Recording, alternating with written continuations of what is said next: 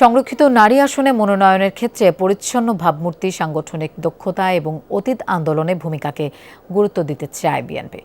অনুসরণ করা হবে এক পরিবার এক প্রার্থী নীতিও।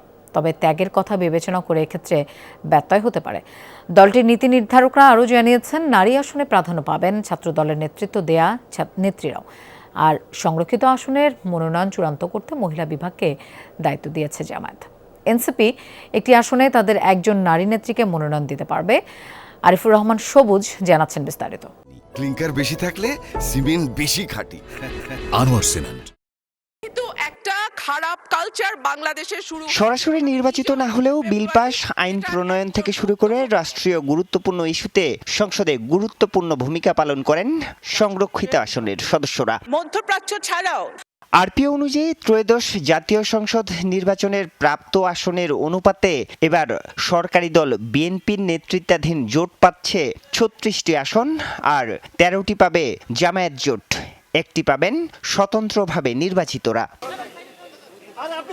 নিরঙ্কুশ বিজয়ের পর থেকেই সংরক্ষিত নারী আসনে মনোনয়ন পেতে দৌড়ঝাঁপ শুরু করেন বিএনপির নেত্রীরা। এর মধ্যেই জমা পড়েছে কয়েকশো নারী নেত্রীর জীবন বৃত্তান্ত।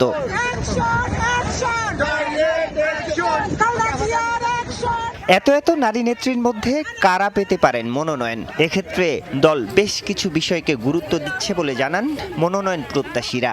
হাসিনা বিরোধী ডেমনস্ট্রেশনগুলো কোনো একটা ডেমনস্ট্রেশন বাদ দিইনি আমি, এবং ইউরোপেও চলে গেছি, ফ্রান্সে চলে গেছি।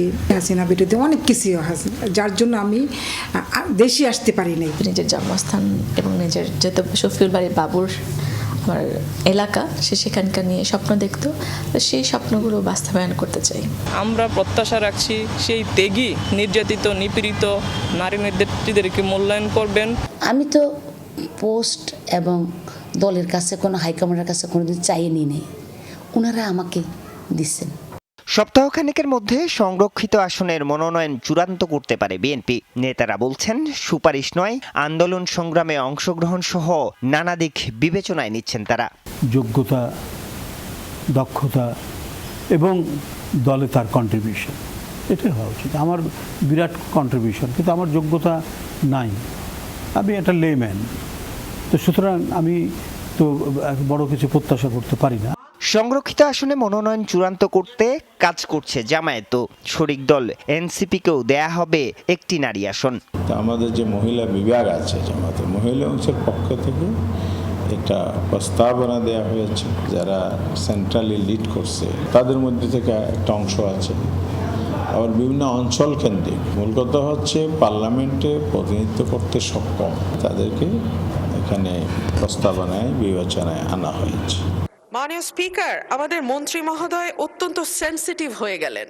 স্বতন্ত্র নির্বাচন করে বিজয়ী হয়েছেন বিএনপির ৬ জন বিদ্রোহী। তাদের প্রাপ্ত একটি আসনে একজনকে মনোনয়ন দিবেন তারা। স্বাস্থ্যের প্রশ্নে আরিফুর রহমান সবুজ, যমুনা নিউজ, ঢাকা।